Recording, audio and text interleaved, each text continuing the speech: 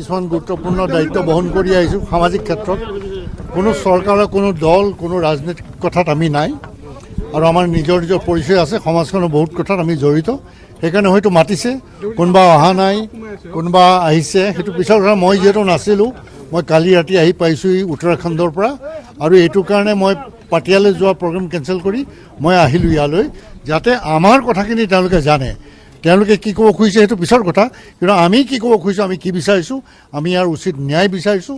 আৰু ইয়াৰ যে দীঘলীয়া যাতে এই আৰু টানি দীঘল নকৰে, তেওঁলোকে আমাক কৈছে, আজি প্ৰচাৰে কৈছে তেখেতে, যে 90 ডেইজৰ ভিতৰত আমি খুব ষ্ট্ৰং চাৰ্জশ্বিট দিম, যাতে দোষীয়ে খাই যাব নোৱাৰে।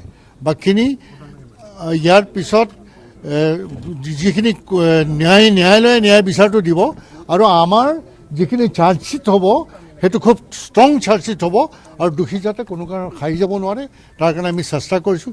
ইতিমধ্যে আমাৰ এটা চিন্তা আছিল যে কিয় ছিংগাপুৰৰ তেওঁলোকে আনিব পৰা নাই। ইতিমধ্যে তেওঁলোকে আমাক কৈছে যে 7জন আহিলে 11জনৰ ভিতৰত এজন এতিয়ালৈকে অহা নাই, তেওঁ ছিংগাপুৰ চিটিজেনশ্বিপ আছে, ৱাজিদ আহমেদ। তেওঁ তাৰ ফৰ্মেলিটিজ কৰাৰ পিছতে আহিব, তেওঁ আহিবলৈ বিচাৰি আছে।